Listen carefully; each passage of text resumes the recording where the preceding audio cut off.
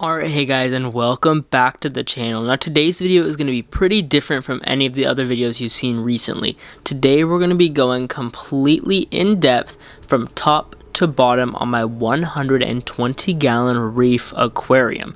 Everything from the lighting, the fish, the coral, you're going to see it all right now. So obviously we're going to go ahead and start from the top with the max spec lights. There are 3 lights over this aquarium. They mount on the back wall, as you can see, and we do have 3 of them for accurate coverage on this tank. They are the new max spec jump LED lights. They are Wi-Fi controlled, and they have been doing pretty good on this tank so far. As you'll see with some of the coral growth, the tank is absolutely shimmering and it's really gorgeous. Moving into the flow, on the top right of the aquarium, we have the outtake from the sump with some just standard fan nozzles blowing water back into the tank, and on the left we have the drain, obviously returning water to the sump.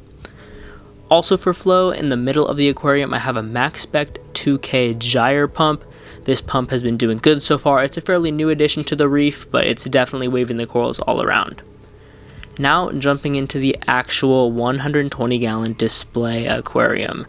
I'm going to go ahead and start by talking about the substrate. This is the Carib Sea Hawaiian Black Live Sand. I like using black sand in my Reef. I just feel like it makes the corals and the fish really pop. And then other than the sand, the most noticeable piece in this aquarium is my anemone island. I have about 20 to 30 rose bubble tip anemones. The clownfish love it. They are all over the aquarium. They've actually walked off of the main rock and are now everywhere in the tank. It's becoming a slight problem, to say the least. It's taking up almost the entire left side of my 120 gallon tank, which is a sizable amount of space. As you can see, this started from one little anemone and it just blossomed into everything you see here today. Down below I have a couple zoas and a little tiny mushroom on that rock. We also have some waving hand coral. We're going to get into that in a second. A little starfish and another huge showpiece in my tank, my elegance coral.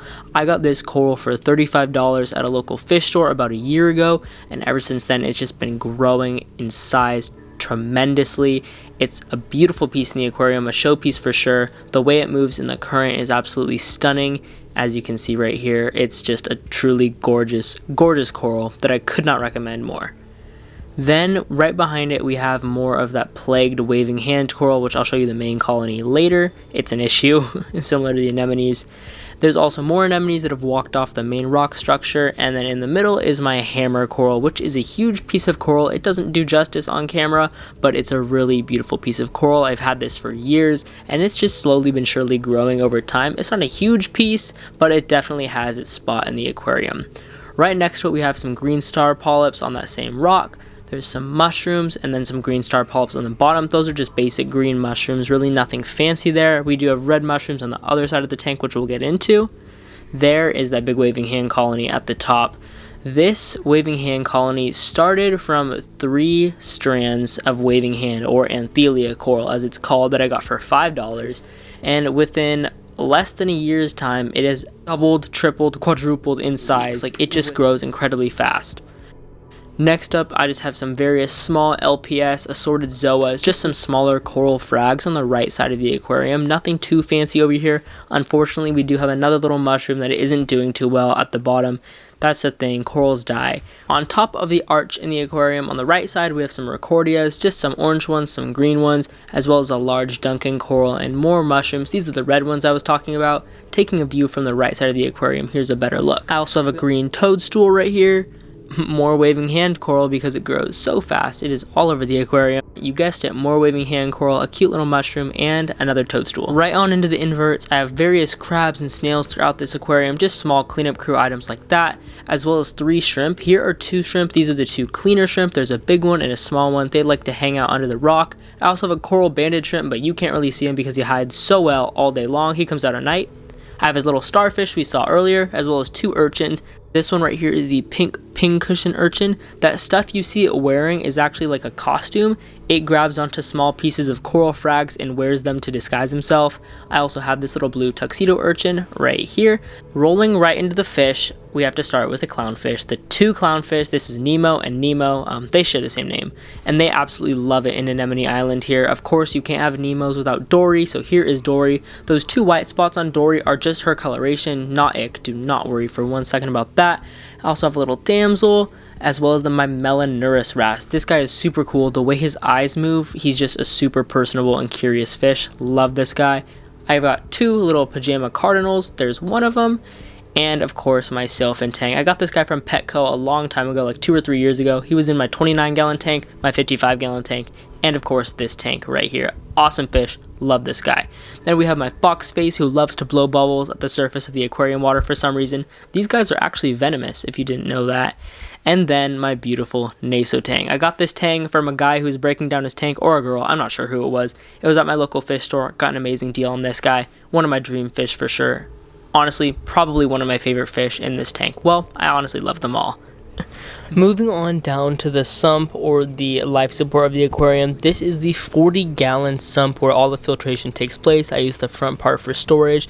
As you can see, there's a little blue damsel in there. He was in the display tank, but was being way too destructive, so he got moved down here into the sump, where he just lives in this 40-gallon tank by himself with a couple little inverts down there. Here is the filter sock. This is the first place the water hits. Once it goes down the drain, it gets filtered through that filter sock and then goes into the rest of this big large compartment where it's filtered by a whole bunch of beneficial bacteria that's all on those live rocks you see right there. There's also 2 heaters in here, a 100-watt heater and a 200-watt heater. Right to the right of the sump is the MaxSpect SK series protein skimmer. This thing is a workhorse. As you can see, look at how disgusting that skim mate is. It's an awesome protein skimmer. Really like this guy. And then in the back is just really a mess of cords. Over into the second chamber is a little refugium. There's some Chaeto algae back there, which is basically good algae. There's a whole bunch of copepods in that chamber as well, which just help the tank, go about its natural processes. And then in this little chamber right here, I have, you guessed it, more waving hand coral. Just because I have so much in the display tank, I need a spot to put it in the sump. So that's what that part is. And then right above the refugium is this little, it's just a light I found on Amazon. It's rusty. I honestly need to buy a new one. And then the last chamber is the return pump chamber with my current USA eFlux return pump. Does an amazing job. Never had any issues with it. It runs at about 90%. Also in the last chamber, I have some bio balls. They're just floating here for some extra biological filtration. There really isn't a need for them, but they're just here because I had some extras. And then the very last step before the water goes back into the tank is my Aqua UV 25-watt UV sterilizer, which is way back there. This trash can you see right here is the auto top-off reservoir for my Toonsy auto top-off system. I do need to put more RODI water in there. And then here is the little float sensor that actually controls the auto top-off. But that's just about it for the aquarium. I hope you guys really enjoyed this rundown of my 120-gallon reef. I will actually link a whole bunch of the products I'm using down in the description, so if you want to check out my lighting, stuff like that, I'll leave that all in the description. If you guys like this style of video, let me know in the comments, and I'll do stuff like this for some of my other aquariums. I just thought the reef tank was so complex, I had to show it. But thank you guys so much again for watching, and goodbye.